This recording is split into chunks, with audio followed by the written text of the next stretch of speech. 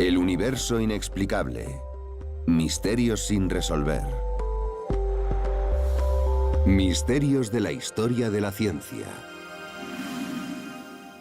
De todas las cosas increíbles sobre el universo, creo que hay dos que destacan por encima del resto. Una de ellas es que sabemos mucho acerca del universo. Pero la otra es que aún hay muchísimo más por descubrir. Y en lo que me gustaría centrarme en este episodio es en los misterios del universo en un tiempo pasado que ahora ya tienen explicación. La cultura humana ha albergado durante mucho tiempo misterios científicos. De hecho, en la era precientífica, es decir, antes de Galileo, hace 400 años, se pensaba que muchos de los misterios de la naturaleza eran obra divina. Tomemos, por ejemplo, la epilepsia. Una persona se está revolviendo en el suelo, tu mejor amigo, echando espuma por la boca. Si te guías por la teología cristiana, lo primero que pensarás es que esta persona está poseída por el demonio. Esa es una explicación natural de lo que está pasando a falta de cualquier conocimiento sobre los procesos neurosinápticos. Si tomamos otro ejemplo, pongamos que una mañana decides ir al bosque, es una mañana húmeda y fría, y te encuentras un círculo de setas. Nadie sabe cómo han llegado hasta ahí. Pasaste por ahí el día anterior y no había ni rastro de setas. Y ahora ahí están, formando un círculo perfecto. Los conocían como los círculos de hadas. La gente se imaginaba que eran ninfas del bosque o hadas que se juntaban en el bosque para dar sus reuniones, y aquellos eran sus asientos. Haditas pequeñas, por supuesto, y esas eran las sillas desde las que celebraban cualquiera que fuera el ritual de aquella noche. Más tarde aprenderíamos que, por supuesto, las setas no solo son entidades orgánicas. De hecho, una espora puede generar muchas setas. Y si una espora cae en un punto concreto, puede encontrar su camino y estar preparada para cuando las condiciones sean las adecuadas, la temperatura correcta, la humedad necesaria, y entonces todas emergen equidistantes desde la espora que cayó primeramente. De modo que con el tiempo conocimos la explicación a este fenómeno.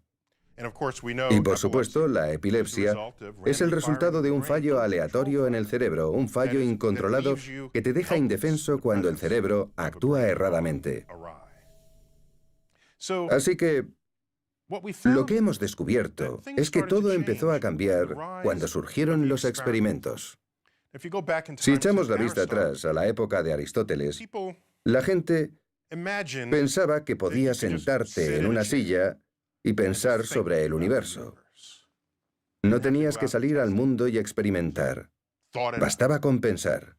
Aristóteles supuso que las cosas pesadas caían antes que las ligeras.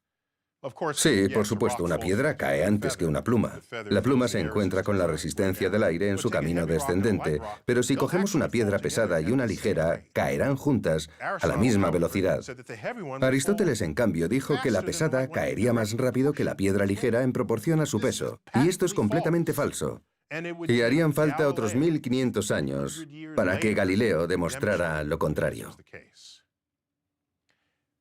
Llevó a cabo el experimento de tirar dos bolas desde un lateral de la torre inclinada de Pisa y ambas cayeron exactamente a la misma velocidad, alcanzando el suelo al mismo tiempo. Obviamente, eso también sucedería con una pluma y una piedra. Tan solo hay que extraer el aire del lugar en que se lleve a cabo el experimento. De hecho, eso ya se hizo una vez, ese mismo experimento sobre la superficie lunar. Así que lo que quiero hacer en este programa es centrarme en los numerosos y asombrosos ejemplos de los grandes misterios que perturbaron a los mayores pensadores de cada época, pero que al final se resolvieron. Éter luminífero. Hubo un único gran misterio científico en el siglo XIX que inquietó a las grandes mentes de ese periodo.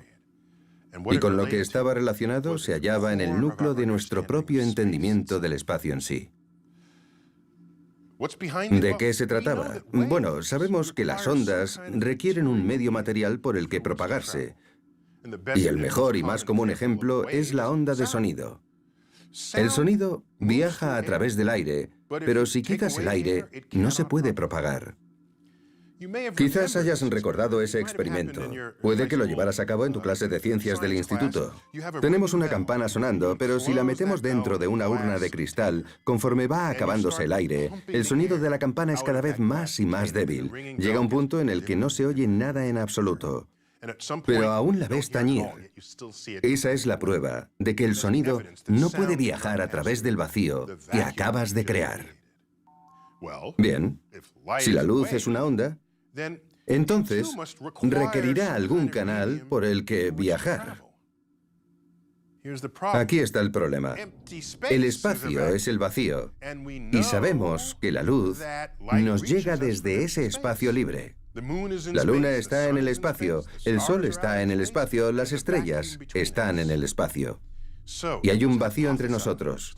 Por lo tanto, se llegó a la hipótesis de que no hay aire en el espacio, pero tiene que haber algo. Alguna sustancia, algún medio por el que la luz pueda propagarse. Y le dimos un nombre. Con nosotros, me refiero a mis antepasados científicos, le dimos un nombre. Se le llamó éter. El éter. Tenía que haber alguna forma de medirlo, y dos científicos dieron con ello. Fue a finales del siglo XIX cuando el físico Albert Michelson y el químico Edward Morley, dos científicos estadounidenses, se reunieron, colaboraron y perfeccionaron un nuevo tipo de herramienta que llamarían interferómetro, un instrumento especial que permitía medir, con gran precisión, distancias y velocidades. Y así, en 1887, se llevó a cabo lo que se conocería como el experimento de Michelson-Morley. Esto es lo que hicieron. Dijeron, bueno, aquí está la Tierra. Vamos a medir la velocidad de la luz con el movimiento de la Tierra alrededor del Sol. Después, mediremos la velocidad de la luz frente al movimiento de la Tierra alrededor del Sol. Y si existe el éter, entonces seríamos capaces de demostrar que la luz se añade al movimiento de la Tierra. Y si medimos esa velocidad, conseguiremos la velocidad de la luz más la velocidad de la Tierra. Y a la inversa, si hago esa medición, lo que vamos a conseguir es la velocidad de la luz menos la velocidad de la Tierra. ¿Tiene sentido? Por supuesto que sí. Si vas montado en un tren, porque en aquel entonces habría sido un tren, no un coche, que va a 50 kilómetros por hora y lanzas algo hacia adelante a 16 kilómetros por hora, se suman, porque el objeto está en movimiento. 50 más 16, 66 kilómetros por hora con relación al suelo. Ahora, al contrario, si lo lanzamos hacia la parte de atrás del tren, la velocidad será de 50 menos 16, 34 kilómetros por hora en relación con el suelo. Es así de simple. Eso es lo que intentaban demostrar con la velocidad de la luz. Tras la realización de este experimento, lo que encontraron fue que la velocidad de la luz era la misma sin importar dónde se realizara la medición. Y esto fue sorprendente. Fue el mayor resultado nulo que se haya dado para un experimento científico. Un resultado nulo se da cuando esperas encontrar algún tipo de medida y no la encuentras. Por lo general, esos experimentos no son interesantes, pero este fue el experimento nulo más interesante jamás realizado. Y entonces, ¿qué hacemos? Todo el mundo sabía que tenía que haber un éter. Y entonces hubo dos chicos que dijeron, de acuerdo, podemos resolverlo. Uno de ellos era Lorentz y el otro Fitzgerald. Así que se reunieron y dijeron, ya sabemos lo que está pasando porque tiene que haber éter. Las herramientas de medición se han contraído en la dirección del movimiento. Se han contraído físicamente para hacernos creer que es la misma velocidad de la luz. Debe de ser eso. Vamos a analizarlo. Tan empeñados estaban en la existencia del éter, el éter, ese concepto tradicional de que una onda requiere un medio, que ni siquiera consideraron la posibilidad de que no existiera el éter. Prefirieron afirmar que algo extraño le pasaba a sus aparatos de medición. Intentaban rescatar la hipótesis del éter estacionario. Ahora, ya sabemos que los materiales físicos no pueden contraerse físicamente por sí solos. Ese no es su comportamiento natural, no es su naturaleza. Lo que aprenderíamos más tarde, no unos pocos años más tarde, es que, de hecho, la luz no necesita un medio por el que propagarse. Es una onda que se autopropaga. Una combinación de una onda eléctrica y una onda magnética. Fue una revelación asombrosa en esa época. Adiós al éter. ¿Y qué es entonces lo que nos permite reconocer que la velocidad de la luz es constante? Albert Einstein al rescate. 1905. La teoría de la relatividad especial. Llegó a unas conclusiones sobre esas ecuaciones que reducían los objetos físicos, las que hacían las mediciones para hacerte creer que era la misma velocidad de la luz. Lo que Einstein demostró es que no. Lo cierto es que no los reducen. Lo que ocurre es que la velocidad de la luz es constante. Lo cierto es que es constante. Y lo que ocurre es que la teoría de la relatividad especial cambia la forma en que hacemos estas mediciones mientras las hacemos. Y entonces es cuando descubrimos que el éter no es necesario. La velocidad de la luz es constante y tenemos un conductor a un proscenio en la historia de la ciencia en la que el éter era el clavo al que agarrarse. El último bastión de la física clásica antes de que el siglo XX abriera sus puertas. Porque en el siglo XX lo que aprendimos es que, independientemente de tu sentido común acerca de cómo debía ser el mundo, la ciencia del siglo XX y la posterior nos llevan a un momento en el que, de hecho, para entender el universo, al menos momentáneamente, tienes que abandonar tus sentidos. El descubrimiento de Neptuno. A continuación, hablaremos del descubrimiento del planeta Neptuno.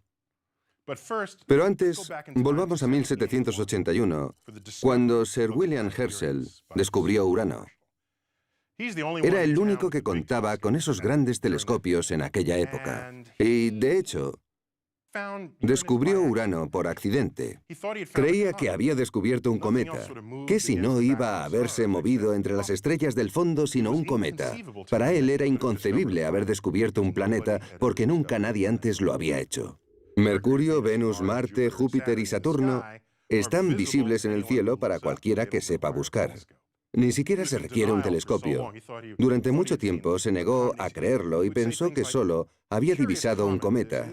Incluso dijo, vaya cometa más raro, ni siquiera va dejando una estela como todo cometa debería hacer. Lo cierto es que el hombre había descubierto Urano. La pregunta es, por tanto, ¿se aplica la ley de la gravedad de Newton a tanta distancia en el sistema solar? La ley de la gravedad de Newton se había probado entre la Tierra y la Luna y los planetas interiores y el Sol. Y funcionaba. Era buena, era poderosa, era predictiva. De modo que aquí estamos ahora, en los confines exteriores del sistema solar. Habrá que probarla. Esta es la era de probar nuestras ideas. Esperamos 70 años. Y durante más de esos 70 años vamos a recibir datos sobre el lugar en el que está orbitando Urano. ¿De acuerdo? ¿Cuánto tiempo tarda Urano en completar una órbita? 84 años. De modo que 70 años es la mayor parte de 84. Vamos por buen camino. Hay mucha información para comparar. Si decimos dónde debería estar Urano según la ley de Newton, ¿dónde calculo que debería encontrarse en el sistema solar? ¿Hay alguna diferencia o no? Si hemos acertado, vamos bien. La teoría de Newton también es válida aquí. Perfecto. Pero descubrieron que no coincidían. ¿Desechamos entonces la ley de Newton? Porque era muy válida. A nosotros nos ha valido. Nadie quería dejarla, pero entonces, ¿cuáles eran las opciones? Quizás haya otra fuente de gravedad que no hayas conciliado en tus esfuerzos. Entre todas las otras fuentes de gravedad que has considerado, se te ha pasado una. Y si la has incluido, quizás eso explique por qué parece que Urano se comporta de forma extraña. Y así fue como comenzó la cacería. El matemático y astrónomo británico John Couch Adams era especialista en mecánica celeste. Estas son la física y las matemáticas encargadas del movimiento de los cuerpos en el sistema solar. Y un matemático francés, Urbain Jean-Joseph Leverrier, hizo exactamente lo mismo. Y es un asunto complicado porque normalmente tendríamos en cuenta las leyes de Newton diciendo, aquí hay un cuerpo, aquí hay otro, vamos a calcular la fuerza entre ellos. Esto es diferente. Aquí tenemos la fuerza entre ellos, pero hay un cuerpo y no sabemos dónde está o cuál es la masa del mismo. Así que es un problema de inversión con las leyes de Newton. Hay que calcularlo todo al contrario de lo que estamos acostumbrados, y eso requiere páginas y páginas de datos y cálculos para que salga bien. Así que cada uno de estos brillantes matemáticos predijo dónde y cuándo se debía buscar el objeto perturbador que había ahí fuera. Casualmente, Leverrier era amigo de Johann Gottfried Gall del Observatorio de Berlín. Era astrónomo allí. Leverrier le ayudó, le dijo, aquí es donde debes buscar, y en este momento es cuando debes buscar. Johann Gall miró dónde y cuándo Leverrier debía buscarlo. Y con tan solo un grado de la posición prevista, encontró un nuevo planeta. El planeta que se conocería como Neptuno. Este hallazgo supuso un triunfo para los matemáticos y las leyes de la física. Este no era un caso en el que se usaba el pasado para predecir cuál sería el siguiente acontecimiento, como había sucedido con las caras de la luna o los eclipses u otros fenómenos en los que había datos suficientes sobre lo que había ocurrido anteriormente. Este era un caso sin precedentes. Se predijo un planeta y se descubrió simplemente gracias a las leyes de la física y entendiendo el funcionamiento de la naturaleza. Esto moldearía las expectativas de todos los descubrimientos posteriores en el sistema solar, porque la ley de Newton era aplicable. Y después, aplicaríamos esas mismas leyes en la órbita de Mercurio. La órbita de Mercurio. La naturaleza puede ser sutil. Aún no sé si eso es bueno o malo, pero es cierto. Voy a dar algunos ejemplos. Tomemos las leyes de Newton. Las leyes del movimiento y la gravedad de Newton son poderosas herramientas que nos permiten entender y decodificar el movimiento de los objetos en el sistema solar. Y han funcionado en cada uno de los casos en que las hemos aplicado. ¿Por qué no ser arrogantes y pensar que también funcionarían incluso en lugares que aún tenemos que imaginar? Estos métodos y herramientas fortalecen nuestra capacidad de entender los objetos en el sistema solar. De acuerdo. Todos coincidimos en eso. Las leyes de Newton son buenas. Son positivas. Pero veamos qué sucedió. A través de los siglos, una programación cuidadosa del movimiento de Mercurio alrededor del Sol, que es el planeta más interior, orbita en una elipse. Resulta que se da una precesión de la elipse alrededor del Sol. Conocemos este dato. Eso no es noticia, ¿verdad? Mientras que Mercurio orbita, todo el movimiento de precesión de la elipse es muy ligero. Bien. Vamos bien. Resulta que cuando se calcula la rapidez de dicha precesión y luego se observa lo rápido que se da, esos dos números no coinciden. Difieren el uno del otro, para los expertos en ángulos, exactamente en 43 arcos segundos por siglo. Una nimiedad. Pero se tardó mucho tiempo en establecer esa unidad de medida para concluir que estos dos no coincidían. Bueno, ¿y cuál es la causa? Nadie lo sabe. Pero en 1859, en la cresta de la ola de sus éxitos con el planeta Neptuno, Leverrier dijo, ya lo tengo, esto ya me ha pasado antes. ¿Cómo crees que encontré Neptuno ahí fuera? Tiene que haber alguna otra fuente de gravedad que hemos de tener en cuenta en nuestro inventario de objetos del sistema solar interior. Así que dijo, ya está, tal vez hay un cinturón de asteroides. Un segundo cinturón de asteroides en el sistema solar entre Mercurio y el Sol. Y la gravedad colectiva es lo que está dando una fuerza extra a Mercurio. Unos cuantos años después, hubo un astrónomo que encontró un planeta que se movía a través de la superficie del Sol. Un planeta que no era Mercurio. Leverrier dijo, vale, ya no necesito el cinturón de asteroides, debe de ser ese objeto. De hecho, voy a nombrarlo. Voy a llamarlo Vulcano. Un nombre impresionante para un planeta, muy apropiado para algo que está tan cerca del Sol. Esa es la raíz de la palabra volcán. Así que se convirtió en el chivo expiatorio de esta fuerza extra en Mercurio para crear esa diferencia en la precesión. El problema es que, al mismo tiempo que este astrónomo estaba haciendo sus mediciones, otra persona con un telescopio mejor estaba observando el Sol y dijo: «Yo no veo nada al otro lado del Sol, debe de haber algo mal en sus cálculos». Y casi de la noche a la mañana, Vulcano desapareció de todas las bases de datos. Se habían creado informes basados en cálculos erróneos. Así que ahora nadie creía lo que decía Leverrier sobre el movimiento de Mercurio. Pero quizás aún pueda salirse con la suya. Tal vez es que está tan cerca del Sol que no se puede ver bien debido al resplandor. Mucha gente estaba de acuerdo con esa explicación, así que siguió diciendo: «Sí, es Vulcano. No lo hemos visto nunca, no sabemos dónde está, pero seguro que está por ahí». Pasamos a hablar de Albert Einstein. En 1916 publicó la teoría general de la relatividad, la teoría moderna de la gravedad. En ella, el espacio y el tiempo son como un tejido. Piensa en ello como un tejido deformable. Y la gravedad no es una fuerza entre dos objetos, la gravedad es la forma de ese tejido. Y los cuerpos se mueven dependiendo de cómo se mueva ese tejido. Y cuando se toman en cuenta todos los principios de la relatividad, lo que encontramos es que Mercurio está siguiendo los movimientos del tejido, del espacio y el tiempo en las proximidades de una fuente de gravedad extremadamente fuerte e importante, que es el Sol. De hecho, las leyes de Newton fallan cuando estás tan cerca de una fuente extrema de gravedad. Esto conmocionó al mundo. Y es un recordatorio de que ya estábamos invocando las leyes de Newton. Estábamos listos. Invocamos las leyes de Newton para descubrir el planeta Urano. Y en nuestras mentes arrogantes dijimos: «Vamos a solucionar el problema de Mercurio de la misma manera», solo que descubrimos que no era así.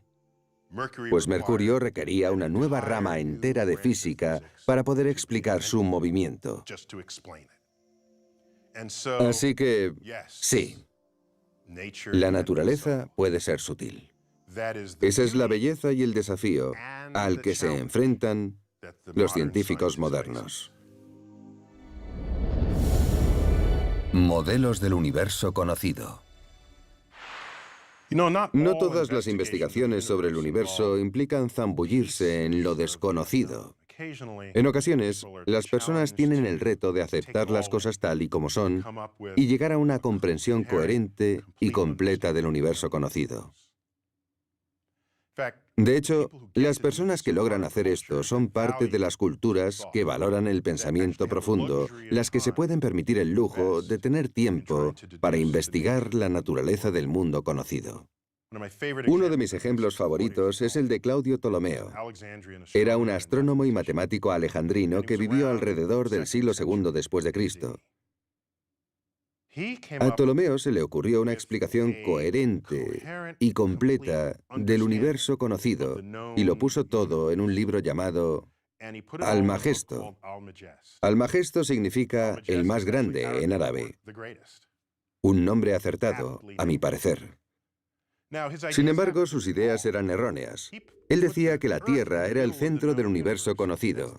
Ese es el modelo geocéntrico del cosmos. Y si lo pensamos fríamente, tiene sentido, pues todo parece girar alrededor de la Tierra. ¿Acaso sientes que la Tierra se mueve bajo tus pies? No. Así que su teoría le pareció de lo más coherente a todo el mundo. Pero en el fondo creo que aún sentía que le faltaba algo a esa teoría, porque estudió los movimientos de los planetas en el cielo nocturno, cómo se ralentizan, se detienen y luego vuelven hacia atrás. Llámale retrógrado, pero era un movimiento muy difícil de explicar. En el margen de su obra más importante, escribió mi cita favorita de todos los tiempos. Dijo: Cuando mi mente sigue los movimientos oscilantes de los cuerpos celestes, mis pies ya no pisan la tierra, sino que me encuentro al lado del mismo Zeus y tomo mi ración de ambrosía.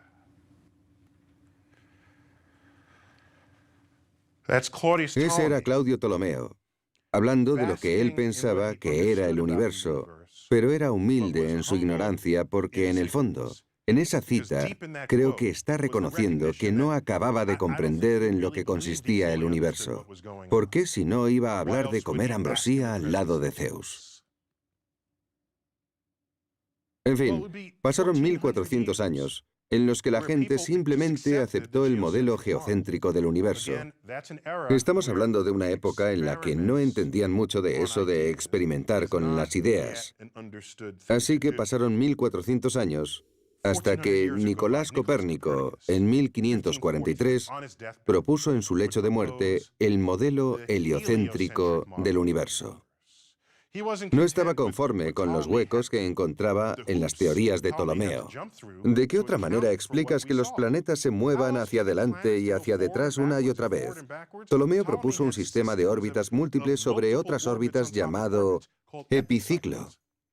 Las cosas orbitaban en el espacio alrededor de nada en concreto. De hecho, el movimiento orbital del mundo aún no estaba definido del todo. Lo único que sabía era que los planetas se movían en órbitas. Entonces Copérnico dijo que había una manera más sencilla de explicarlo. Pensó, ¿por qué no ponemos el Sol en medio del universo conocido? Si hacemos eso, la Tierra se convierte en uno de los planetas. Pero eso era herejía, así que Copérnico esperó a estar en su lecho de muerte para publicarlo, sabiendo lo que le pasaría de haberlo dicho antes en esa época en Europa. En el siglo XVI no trataban demasiado bien a los herejes, pero a él no podrían matarle porque ya estaría muerto. Así que en su lecho de muerte publicó el modelo heliocéntrico del universo. Era fundamentalmente correcto, a excepción de que él describió las órbitas como círculos perfectos. Tuvieron que pasar años hasta descartar esa teoría. Pero lo importante es que el mundo aceptó una teoría que, aunque era errónea, tenía sentido. Equivocada, pero tenía sentido. Eso significa algo, y es que no todo lo que tiene sentido en la vida es lo correcto. Y si ese es el caso, ¿quién eres tú? ¿Y qué pasa con el Zeus de Ptolomeo? ¿Por qué se le muestra reverencia? Si Ptolomeo hubiera comprendido todo, ¿habría mencionado a Zeus en su cita? Y si aceptamos que Dios es la respuesta a todo lo que no entendemos, porque la mano de Dios es más grande de lo que la mente humana podrá jamás comprender, entonces, ¿qué es Dios? Implicaciones teológicas. A lo largo de la historia, la tendencia ha sido siempre la de atribuir a Dios todo aquello que ignoramos del universo.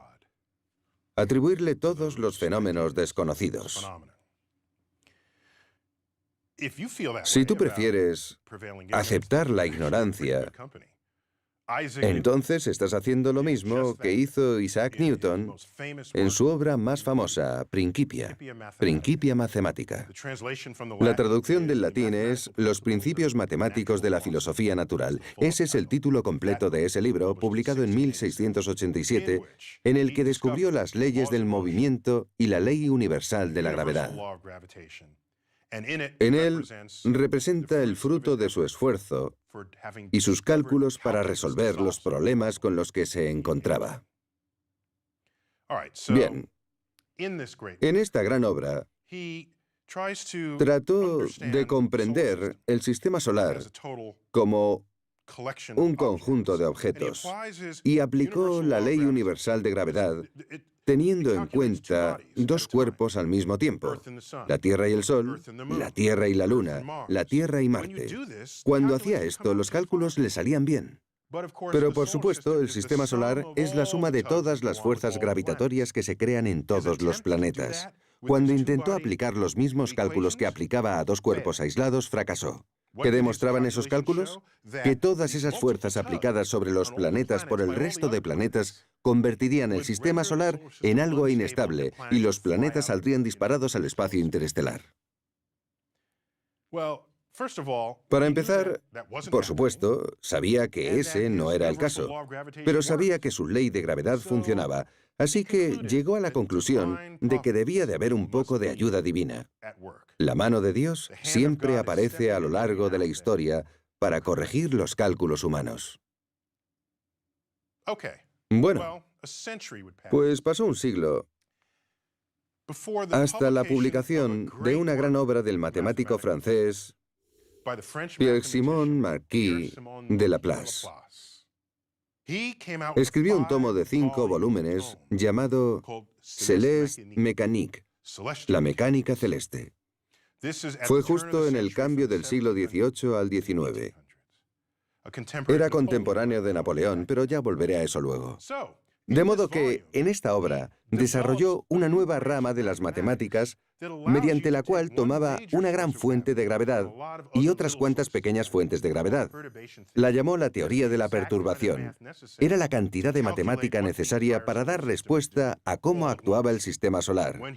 Al escribir esto, demostró que el sistema solar es estable, contrariamente a lo que Isaac Newton trató de demostrar un siglo antes.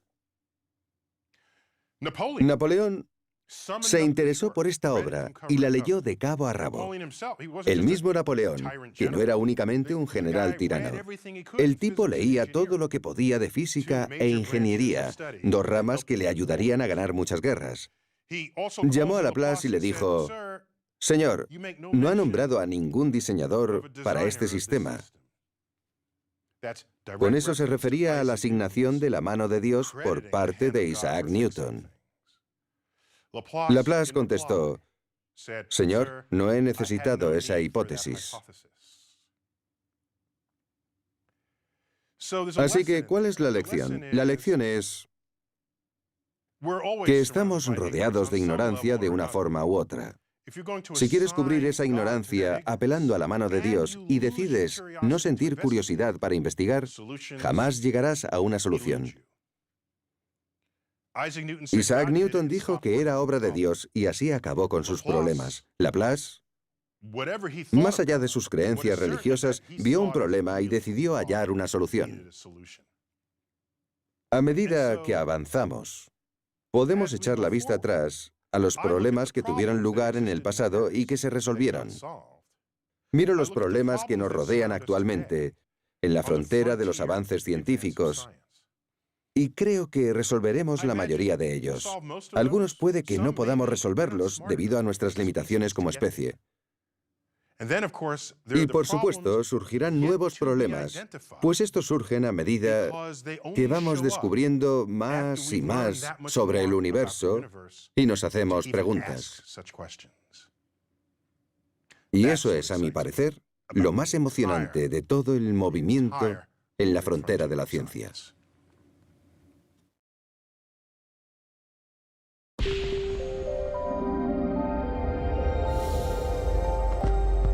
El universo inexplicable.